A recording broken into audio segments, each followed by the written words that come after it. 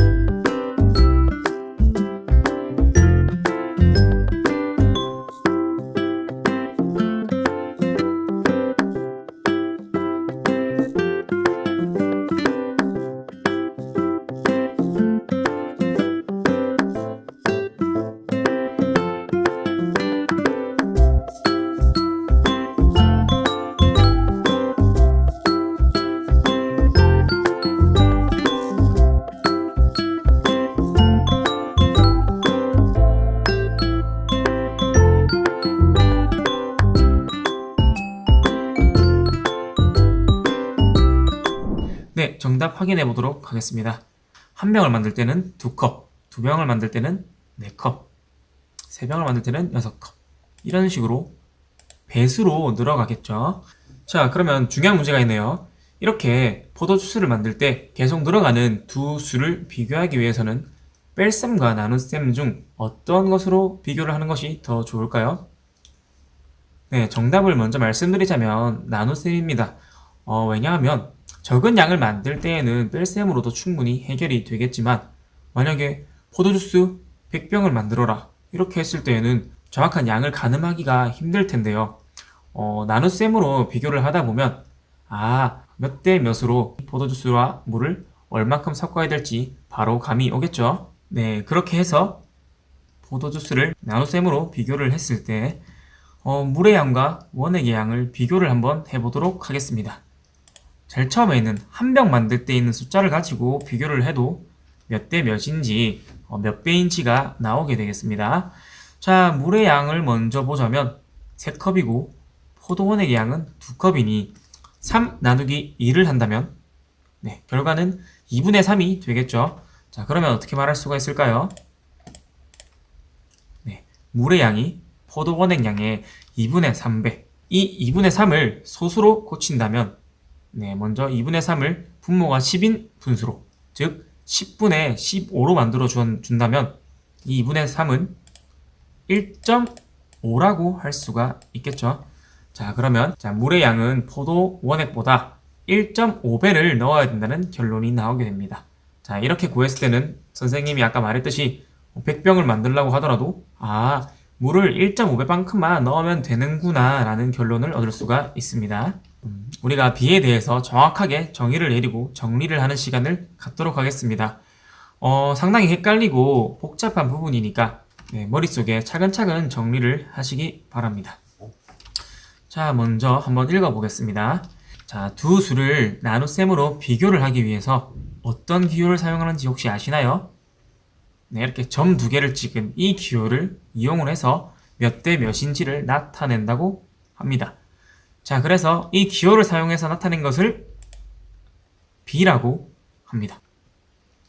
자, 그리고 두 수 3과 2를 비교를 할 때는 몇 대 몇으로 적으면 될까요?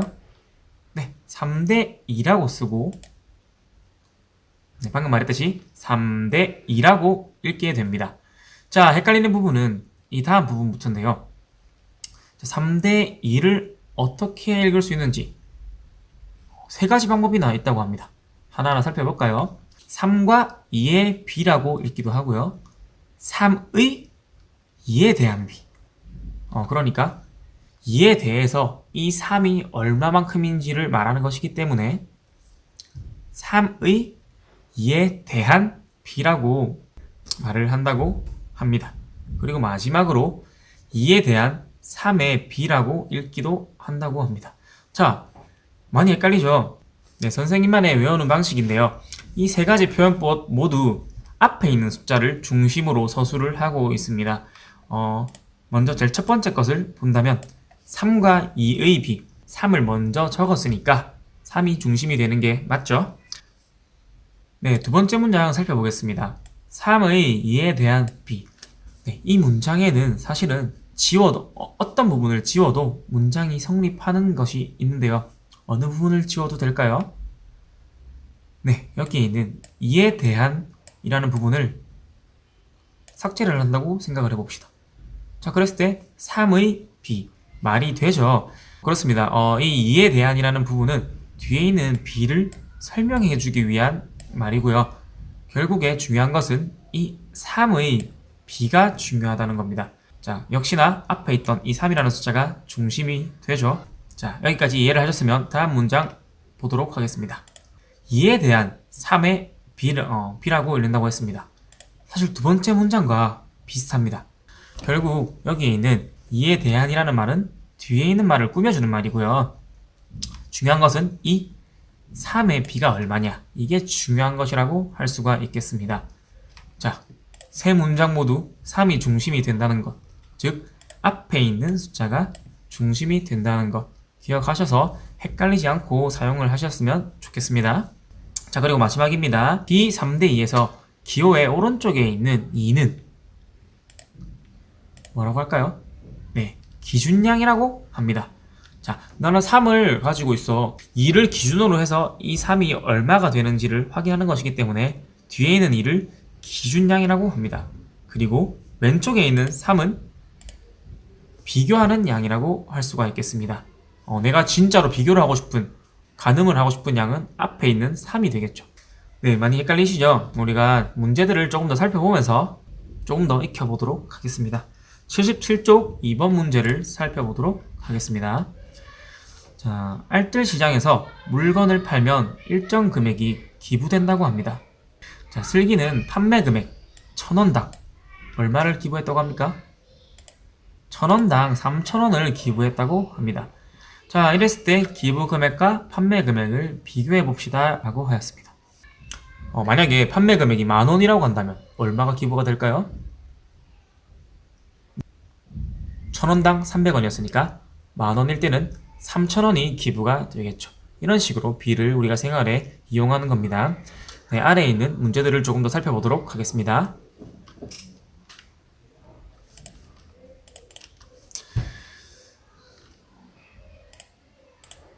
자, 판매 금액 1,000원당 300원을 기부했습니다. 이때 기부 금액과 판매 금액이 B를 구하려고 한다고 합니다. 자, 기준량이 무엇이라고 할 수가 있을까요? 선생님이 말을 했었죠. 기준량은 내가 진짜로 비교하고 싶은 양이 얼마인지 가늠하기 위해서 존재하는 것이라고 했었는데요. 내가 여기서 진짜로 알아보고 싶은 것은 판매 금액일까요? 아니면 얼만큼 기부되는지 기부 금액일까요? 네, 기부 금액이겠죠. 네, 그러면 아까 우리가 헷갈렸던 부분에 대한 문제가 나왔는데요. 판매 금액에 대한 기부 금액의 B를 써보라고 했습니다. 자, 이때 선생님만의 구별하는 방법 알려줬죠? 어느 부분을 지웠을 때 문장이 자연스러울까요? 1번, 판매 금액에 대한. 2번, 기부 금액의.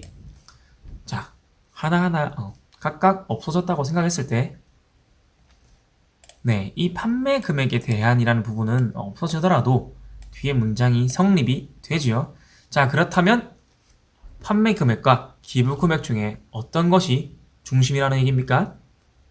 네, 뒤에 있는 기부 금액이 중심. 즉, 이 기부 금액은 기준량이 아니라 비교하는 양이 된다고 할 수가 있겠죠.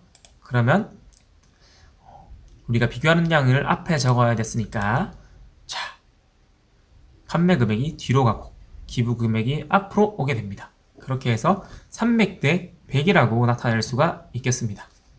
자, 근데 슬기가 어떻게 생각을 했냐면 판매 금액에 대한 기부 금액의 B를 자, 기부 금액이 지금 중심인데 반대로 기부 금액을 뒤에다가 적었네요. 1000대 300으로도 나타낼 수 있다고 생각을 했다고 합니다. 이 생각이 맞을까요? 네, 아니겠죠? 네, 상당히 헷갈리고 어려운 부분이기 때문에 이해가 정확하게 안 되시는 분은 영상을 잠깐 멈춰 두시고 다시 한번 살펴보고 문장을 하나하나 곱씹으면서 정확하게 이해하시고 넘어가는 것을 추천합니다. 네, 그러면 마지막 문제를 한번 풀어볼까요? 네, 문제를 한번 읽어보도록 하겠습니다. 지혜가 총 50m인 장애물 달리기를 하고 있습니다. 장애물은 이 장애물이 출발점에서 30m 떨어진 거리에 있다고 합니다. 출발점에서 장애물까지의 거리와 장애물에서 도착점까지의 거리에 무엇을 구하라고 했나요? B를 구하라고 했습니다.